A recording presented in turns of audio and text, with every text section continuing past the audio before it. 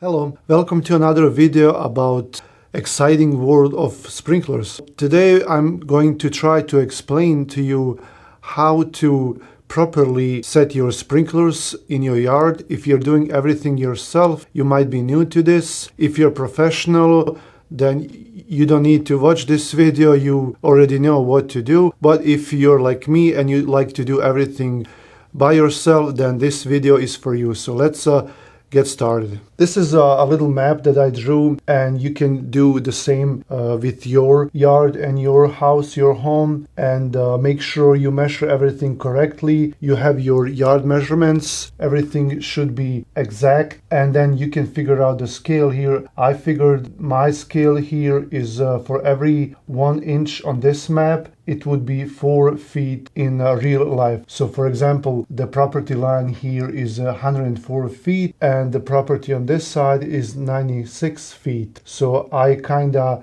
determined the scale here by using 1 inch for every 4 feet. Before you do this, you will have to know how far your sprinklers will be throwing water, and then also you will have to know how many zones you will have and how many sprinklers per zone. Usually there are some videos on YouTube on how to measure that, and I recommend that you do it a different way. Professionals will use the precipitation rates from the manufacturer, or sometimes you can find them on the back of the sprinklers or in the manual. Usually you can't find them that easily, and that's why I did something different, and then you can watch that in the video that I made about how I installed the whole sprinkler system in my house. It's a 1-hour video, and I think you will find it very helpful. So what I did is I actually cut some pipe. You will need to use some kind of pipes anyway, either poly pipes or PVC in the ground. So I just decided to use some of it to experiment a little bit, and I'm sure you can use that later too. You're not going to be throwing it away. So what I did is I figured I could use up to 8 sprinklers in one zone. Usually I think it would be anywhere between 5 and 8 depending on your water pressure, and the way you can find out your water pressure and water flow is very easy to figure out the water pressure. You just buy one of those gauges and then you just hook it on your faucet on the outside, and then you can measure it there. And the way you can figure out your water flow, just use a 5-gallon bucket and then watch your watch or on your phone, just start a stopwatch and figure out how many seconds it takes to fill out that 5-gallon bucket, and that's very easy to do. But what I did is I made some connections. I cut out some poly pipe and I put some elbows on each end so I can attach the sprinkler heads to it, and that way I could just measure right there on spot how many sprinklers I can use per zone. So the way you do that is you connect the poly pipe or the PVC pipe to your faucet, and you can usually find attachments in your hardware store or on Amazon, and you can just convert them and attach it to your faucet on the outside, and then you will use around 8 outlets on that system. And I'll draw it now here on my board so you can see what I'm talking about. So let's say this is your outside faucet right there on the outside of on the back of the house or on the side of the house. And what you would do, you would use a pipe and just connect it to that, and you would make multiply T connections here. So for example, you can just go a few feet here, like 5 feet, and then just use a T here, and then go to the right, and then keep going, go to the left, and so on. So we have 1, 2, 3, 4, 5, 6, 7, and then we can put one here at the end. So I would go with simple sprinklers first, and then I would just use same ones here, and then you can also experiment with different sprinkler heads. So for example, if you take just one of those pop-up sprinklers that supposedly throws water up to 16 feet, you can just put them on top here of your system. And remember, this is outside, laying up on top of your grass on your lawn, and you just connect it here and you can test it. So put sprinklers here on top of those elbows right here, and have them all open all the way, and turn on your faucet, and then you will have water coming out of all of them. If you notice that the pressure is weak, that means this is too many sprinklers for your zone. So you can just go to the nozzle on top and then take a screwdriver or twist it and close up that nozzle. And for example, just close up this nozzle here, then you have 7 sprinklers left. If you noticed that they are all throwing water as they were supposed to on the back of that label there, for example, if it says 12 to 16 feet, and this is going to like 14 or 15, then you're right there. That's good. You can also test it, and you can close up another one, and then you can have 6 sprinklers left, and then you see if that makes any difference. But once you determine that you have enough pressure and enough water flow, then you can proceed. Now, one more thing I want to tell you, that you will probably have better pressure on your faucet when you install your new sprinkler system. That will reduce a little bit. It will reduce the pressure and the water flow. So just keep that in mind. If 7 sprinklers is right there on the border, just go with the 6 per one zone. So let's say that here in your system you can have 6 sprinkler heads per zone. Also, if you want to test one of those impact sprinklers, and they will usually throw water much further if you have a big backyard, sometimes they would go up to 30 or 40 feet. So you can just mix them together. You can take one off and then just put up an impact sprinkler or 2. So you will greatly reduce that pressure. Now, let's say you use 2 impact sprinklers, you will probably have to reduce these 2. You can only maybe now use 3 pop-up sprinklers or 2. So just test it and see if there is a zone where you have to mix them up, or if you can figure out zones and then just have one kind of sprinklers, like pop-up sprinklers in one zone in the front yard, and in the backyard, if you want to use impact sprinklers, just test them here, put like 3 or 4 and see if they're gonna work together. Now let's go to the best part. So for this scenario here, I am building something close to what I have at my home, because that was the best way for me to figure this out. Everything is gonna be different, and this is the house right there, and we have the driveway, we have the sidewalk, and these are all areas that are not covered by our irrigation system. We might have a shed in the back, or a flower bed, or a garden bed, or something that will not need watering. Now, your flower bed might need watering if you decide to do that, but I suggest you do a separate zone for a flower bed, because the rate of watering is different, the time of the day is different, and the sprinklers are usually different that you would use. So if you want to have your sprinklers water your flower bed or your vegetable garden, then you would need a separate zone for that and separate sprinklers. You can watch a video where I connected my garden bed watering system to an existing zone, but that zone was something that I wasn't using a lot, and I was able to play with that a little bit and convert it. So keep that in mind. In this scenario here, I am using all pop-up sprinklers. You might use different sprinklers, and you can figure that depending on your zone and the coverage area that you need. But for this scenario, I'm just using pop-up sprinklers to make it easier for everyone, to make it easier for you to understand and for me to explain.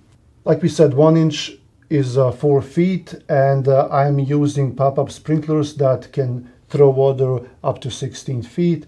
In our case, the test that we did here we ended up with 6 sprinklers in each zone, and let's just say that they all throw water up to like 14 or 15 feet on each side. So what you need to do first, you have to know that when you install sprinklers, you have to have coverage. These are all plus signs here are sprinkler heads. So keep in mind that since this is the middle of it, and then we are using all in the middle here, all sprinkler heads that will throw 360-degree radius, it will cover a full circle. So keep in mind that that coverage circle has to go all the way to the next sprinkler. This would be your sprinkler coverage for this sprinkler, and then so on. Another thing that you can notice here, I have a lot of sprinkler heads for this size of a yard, roughly 100 by 100 feet. You're probably not gonna use that many, but I just wanted to show you what it looks like in theory. In reality, it's gonna be a little bit different. You're probably gonna need a lot less, because you will have probably more objects, or you will decide not to cover a certain area due to different reasons. For example, that area is always wet, or there's shade, or anything that you can think of. But let's just go with this setup. This is a perfect setup here, almost perfect, and you will see why it cannot be perfect. So now this is our front yard here, and we have the valve box, and that's where the backflow preventer is located. So this is where the water comes out from your water meter, usually located inside your basement or in garage or wherever it might be. So the water goes from the water meter, goes outside to the valve box, or this is where all the check valves are located. And then for this here, we will probably need a lot of zones. We will need 12 zones for this, and usually most of the controllers they will have 12 zones available that you can install on one controller. Let's say that we have 1, 2, 3, 4, 5, 6 sprinkler heads here, so that might be one zone. Or we have some sprinklers here on this side of the sidewalk, and this is next to the street. So this is where the street is located. And sometimes people will decide to install a sprinkler head here that will cover this area and this here, but you will be wasting water on your sidewalk, and it will not cover this area perfectly. For example, this sprinkler will cover up to here, and this one up to here, but this part here will stay uncovered. So the best practice is to have sprinkler heads on this side too, and you can easily drill under this sidewalk. You can use a pipe and a small nozzle, and then you can just push it. There are a lot of videos on YouTube how to do that, and you can easily just go underneath your sidewalk to the other side. So you're probably not going to have this many sprinkler heads here, but I just wanted to have everything perfect. So for example, you would put one here and then one here, and that would cover that area, and these here would cover this area, and so on. But let's just say that we are going to install these here, and then you have to adjust them. You have to lower the water throw on these, since these are 14 to 15 feet each side. These here would have to be reduced to probably like 4 feet on each side. And you always want to have at least double coverage. You always want to intercept at least 2 sprinklers to have them cover that same area. Sometimes you will have 3 or 4 sprinklers, and that's better, but you always need to have at least 2 sprinklers coming from 2 different sides to cover a certain area on your lawn. Let's say this is our zone 1. So this sprinkler we will move here. We'll put it here in the corner, and this will cover our 16 feet here. This head will cover 16 feet here. So you see how there's double coverage here, but here we're missing. This is one sprinkler head coverage only. So what we're gonna do, we're gonna move these sprinklers, and remember this is all to scale. So I figured that this would cover 16 feet. If this head would stay here, it would go up to here. Now that we're moving it down, we are losing some coverage here, like double coverage, because this here will do 180 degree, and this here will do like a 270 degree, and this one here will do another 270 degree. So it will probably cover this area too. The circle is not perfect, but you get it. So, and then we have this one right here. You see how they all intercept with each other. And then we have this here. Now here in this corner, you can actually go with a fixed 90 degree sprinkler head, and that will just do this, and this one here will do this. So when you draw a map like this, you have to make sure that you get double coverage on these, at least double coverage in all these areas. Then when you go down here, you might do, well, if you put this one right here, then you will have a 90 degree coverage, and this is only a small part. But if you move it up a little bit here, then you will have more. Okay, so the best thing here would be probably to move them all this way. That way you can save one sprinkler head right here. Now you can also use impact sprinklers here, and then just put two of them here, and they will throw water much further, all the way up to here, maybe to like 30 or 40 feet, and you can adjust it just to cover this area, like here to here, and then this one will do this, and these two will double cover this area. So you would save on all these sprinkler heads just by installing the impact sprinklers, and then this can be one zone here. When you have this map, it might be a good chance to also figure out where you're gonna dig for all the pipes to be laid for each zone. For example, you might wanna go to zone 1 this way, and then dig underneath the sidewalk here, and then have your T's here, and go all the way here and down there, and then go here and down there. That will cover all 4 of these impact sprinklers. So this is zone 1. Next we have these sprinkler heads here, and these are just regular pop-up sprinklers, and we can handle 6 per zone. So that would be 1, 2, 3, 4, 5, 6. So this could be one zone. This could be zone 2 right here. And then while we have this trench already dug out, you can just use the same trench for zone 2. And then depends, I mean, if you can do it many ways. You can go here and then go all the way here, and then do a T and then go over to here. So this would be your zone 2. Now we're going to zone 3. So we have 1, 2, 3, 4, 5, and we can do this. This would be our 6th one. Do a little border here just to help us out with the zone. So this could be our zone 3. And you can determine if you want to use the same line all the way to here, and then one sprinkler head, second one, third one, and then you can go down this way and this way and this way, or you can use this same one. It doesn't matter, whatever is shorter and more convenient for you, but there's going to be a lot of digging. So we have zone 1, 2, 3, and so on. So you go to determine zone 5, zone 6, and all that. And this here is easy because we have all our sprinklers covering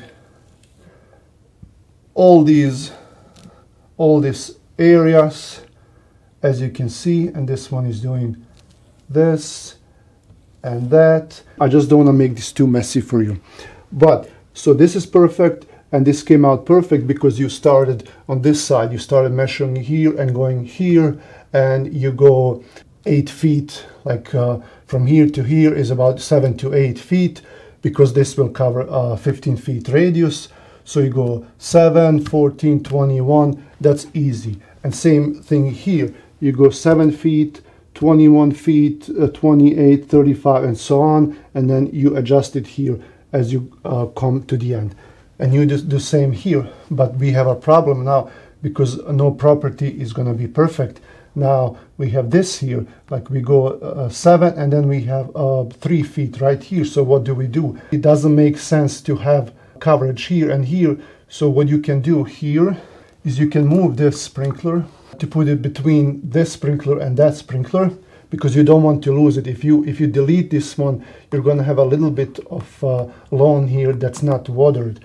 You can do this, or you can divide your footage here by the number of sprinklers and then adjust them all and spread them apart evenly all the way to here. Or you can do this, so it's up to you. But if you do this, look what's going on here. Now we have this here and we don't have anything here. So we can put this one here, okay? But then we might lose some coverage area here. So you might need an additional sprinkler here, and you will have to figure that out. My battery went dead as I was explaining this, so I'm gonna go back a little bit, and I already drew some things here. So let's just go back. Like we said here, you might want to move these sprinklers here, and then same thing down here. Move them all towards the house, and move this one here to be in the middle. And same thing here. If they are not in the middle, try to move them to be evenly spread apart, or try to eliminate as many as you can to save water and money. So let's say this is your zone 12. Some people would dig under the driveway, and I think that might weaken the structure of the driveway. You can dig the same way here, but I would go around the house, just pay for some extra pipes. The pipes are not that expensive as opposed to everything else here. So if you buy extra pipes, then you just go around, and then don't go next to your house here. Stay away a few feet and then just dig a trench here. And for example, you would go this way here and then go down to let's say zone 12. So you can use the same trench for your zone 11 here.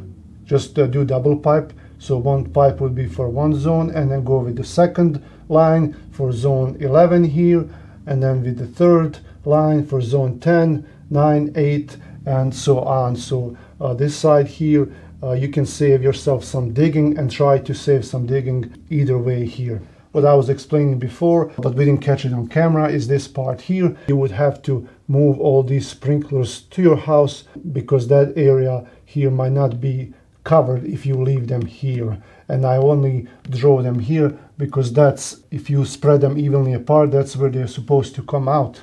But we have to move them to be next to the house, and we will adjust them to cover 180-degree area. So if we do that here and here, we're gonna lose this area here. This will be covered only by one sprinkler. So we would have to put another sprinkler here, additional one, and that will provide double coverage for this area. But you can also go with impact sprinklers in this area. Since this is an open area and it's big, you can use 4 sprinklers per zone, and just put one here, one here, one here, and one here, or maybe one here too. But that will save some digging and some sprinklers, and it will cover that area in the same way. So you may decide that zone 5 or 6 here is only going to be impact sprinklers. You could do here, that here, and here. Once you draw this on a piece of paper, you may want to save it. This will tell you where all your sprinkler heads are located, where your lines are for the future if you need to dig, or if you're to sell the house, it might come in handy. And it will also tell you where all your zones are, because if you have so many zones, it can get confusing. For example, if you want to adjust them, or if you want to turn off a certain zone, this will help you a lot. But like I said before, try to save as many sprinkler heads as you can, but don't compensate it for a loss of coverage. So make sure you have 2 sprinklers always covering a certain area or more. Thanks for watching. Do ask me if you have any questions.